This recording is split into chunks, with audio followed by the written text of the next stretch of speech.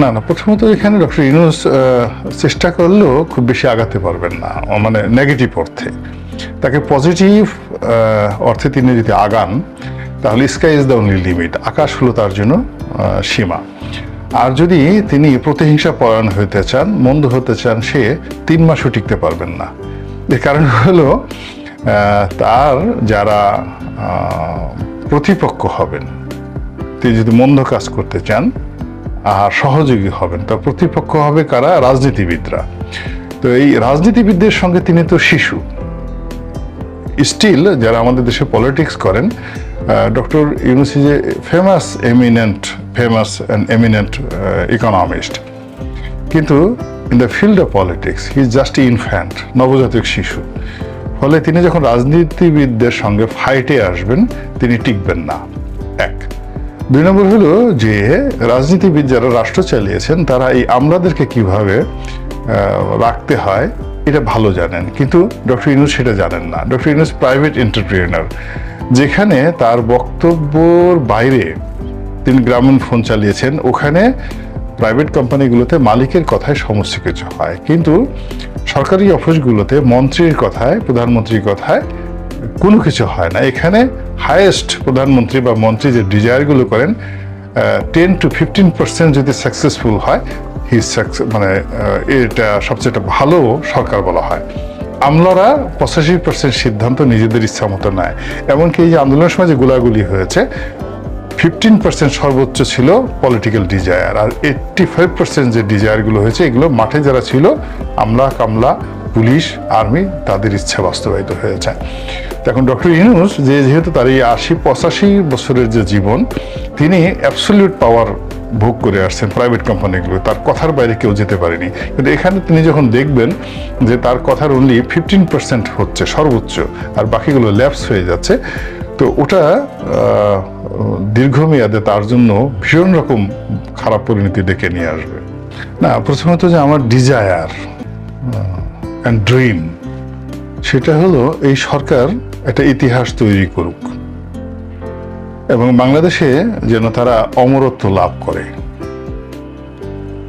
Desire এবং dream এই কারণে যে এই সরকার আসার পেছনে দেশের 18 কোটি মানুষের যে শ্রম, তাদের যে দোয়া এবং তাদের যে কর্মযজ্ঞ, তাদের মধ্যে আমিও একজন।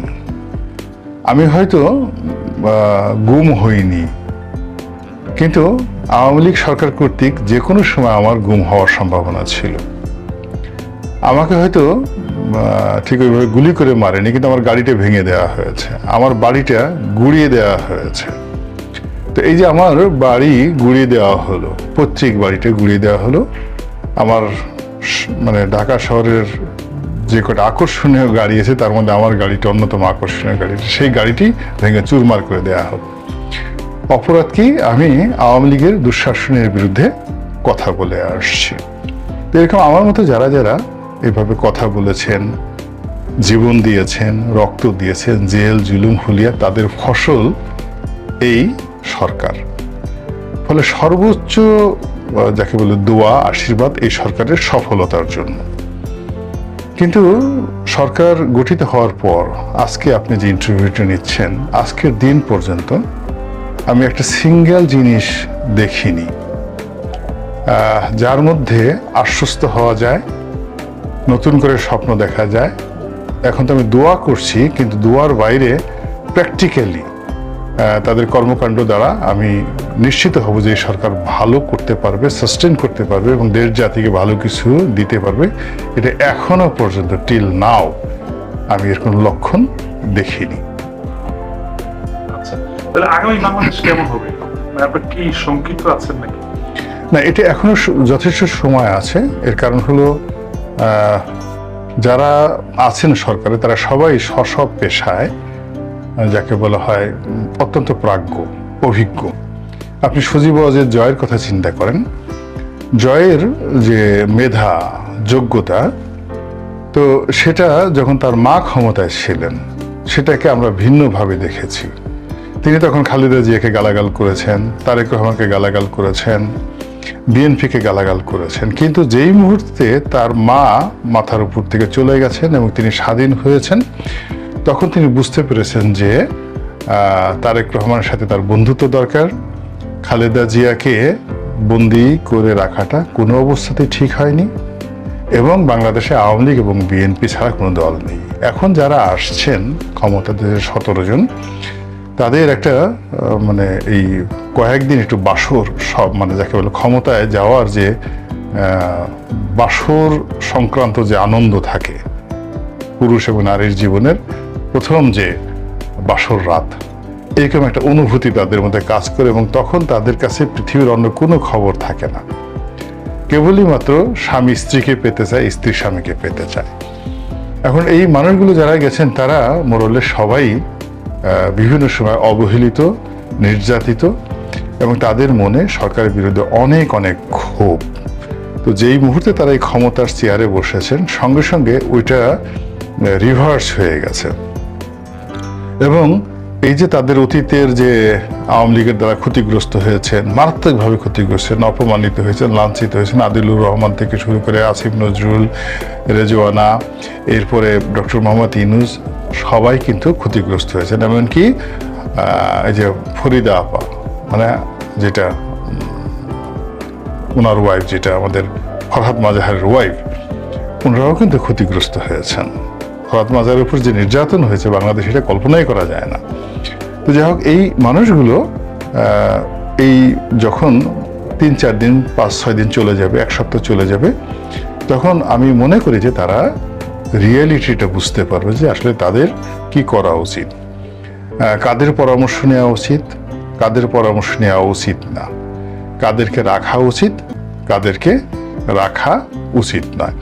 এবং তখন যদি তারা ভালো করেন, এই 5-6 দিন বা 10 দিন যে সময়টিতে তারা ঠিক তাদের ঠিক কর্মপন্থাতে বসতে পারবেন, চেয়ারে টেবিলে বসতে পারবেন, এবং প্রত্যেকটা টেবিলে চেয়ারে যে সমস্যাগুলো রয়েছে সেই সমস্যা তারা সমাধান করার চেষ্টা করবেন। আমার মনে হয় যে তখন থেকে তারা ভালো করতে পারবেন। কিন্তু এখনো পর্যন্ত চেয়ারে বসে তাদের যে মূল অবকাঠামোগত সমস্যা, সেই সমস্যা বোঝার চাইতে রাজপথের যে উত্তাপ, এই উত্তাপকে তাদের সামাল দিতে হবে। এই মুহূর্তে জাতীয়তাবাদী দল বিএনপির চ্যালেঞ্জ হলো, প্রথম চ্যালেঞ্জ হলো এখন সারা দেশের বিএনপির তৃণমূল পর্যায়ে নেতাকর্মীদের মধ্যে একটা ভাব চলে আসছে, তারা ক্ষমতায় চলে আসছে। এই জন্য তারা অনেক এলাকাতে হৈ হুল্লোড়, আনন্দ উল্লাস, ওভার স্মার্ট দেখাতে চাচ্ছে, অনেকে দুর্নীতির সাথে জড়িত হয়ে যাচ্ছে, অনেকে সন্ত্রাসের সাথে জড়িত হয়ে যাচ্ছে, অনেকের বিরুদ্ধে চাঁদাবাজির অভিযোগ আসছে।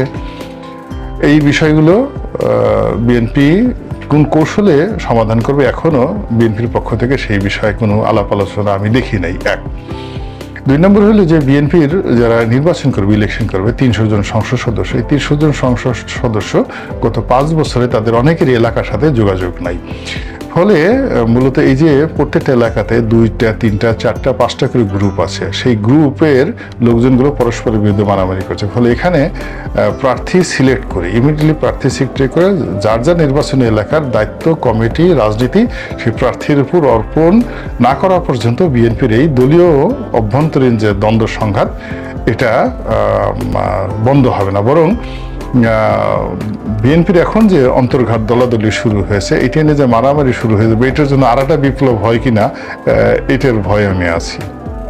যদি যেটা বলছেন আপনি, চাঁদাবাজি বা ডাকাতি বা এরকম কিছু করে বা চোর দখল করে, এটা কি বিএনপির জন্য ভালো হবে কিনা? না, এটা যখন যারা যে কাজটা করে সে তো বিএনপির কথা চিন্তা করে না। যে চাঁদাবাজি করতেছে সে তো নিজের জন্য চাঁদাবাজি করে, সে তো চাঁদাবাজি করে তারেক রহমানকে দিবে না, রুহুল কবির রিজভিকে দেবে না, মির্জা ফখরুলকে দেবে না। সে চাঁদাবাজি করবে তার নিজের জন্য, সে অন্য যা কিছু করবে তার নিজের স্বার্থ। এবং মানুষের হিউম্যান মানে ক্যারেক্টারিস্টিক হলো সে মানুষ তার নিজের কথাই বেশি চিন্তা করে, অন্য কারোর কথা সে চিন্তা করে না। এখন যা কিছু হচ্ছে তার ব্যক্তির, আমি বললাম যে এটা দায় দায়িত্ব ব্যক্তির, দলের কোনো দায় দায়িত্ব নেই এই মুহূর্তে। এখন দলকে এই দায়িত্বটা নিতে হবে, দলের দায় দায়িত্ব নেই, কিন্তু এটা হয়তো সাময়িক, কিন্তু আলটিমেটলি অন দ্য লং রানে এই দায় দায়িত্ব দলকে নিতে হবে। না হলে বিএনপির জন্য এটা বুমেরাং হয়ে যাবে সবকিছু। গোলাম মাওলা রনির এখন চ্যালেঞ্জকে কি করবে? আমার চ্যালেঞ্জকে কি করবে মানে? আপনি কি করবেন? না না না, আমি আমার কাজ করে যাচ্ছি, আমি কোয়াইট বিজি ম্যান। আমার মূল ব্যাপার হলো যে আমি সারা জীবন যেটা ভালো লাগে সেই কাজ করেছি, তো আমি এখন যে কাজটা করছি সেটা হলো আমার কাছে যেটা মনে হচ্ছে যে আমি জনসচেতনতা সৃষ্টি করে যাচ্ছি। এই মুহূর্তে সরকারের কি দায়িত্ব কর্তব্য, আওয়ামী লীগের দায়িত্ব কর্তব্য, জাতির বিবেক হিসেবে আমার যতটুকু দায়িত্ব কর্তব্য রয়েছে, জাতির একজন কর্মী হিসেবে আমার যে দায়িত্ব কর্তব্য রয়েছে, আমার সেই ক্ষেত্রে আমার যত শ্রম দরকার, আমার বিবেক বুদ্ধিকে যেভাবে ব্যবহার করা দরকার, সেই কাজগুলো আগে যেভাবে করেছি তার চেয়ে আরও সুন্দরভাবে করার চেষ্টা করবো এই সময়টিতে। আমি কোনো দলের দ্বারা দলদাস হব না, অতীতে যেভাবে হয়নি, এবং অনাগত আগামী দিনেও এই দলদাস হব না। আমি আমার মতো করে সাধারণ মানুষের জন্য, দেশ জাতির জন্য যেটা কল্যাণকর সেটা করব। এতে আমার কোনো রাজনৈতিক সুফল এলো কি এলো না, কেউ আমাকে পছন্দ করলো কি করলো না, পদ পদবি পেলাম কি পেলাম না, এটা নিয়ে আমি চিন্তা করব না কখনো। রাজনীতি, নির্বাচনী প্রস্তুতি, নির্বাচনী নিয়ে আমি যেহেতু এখন আমার যে বিএনপির যে যাই মনে করুক না কেন, আমি এখনো পর্যন্ত নির্বাচনে কোনো গন্ধই পাচ্ছি না। তো নির্বাচনে যেখানে গন্ধ নাই, তো সেখানে আমি নির্বাচনে চিন্তা করবো কেন? There is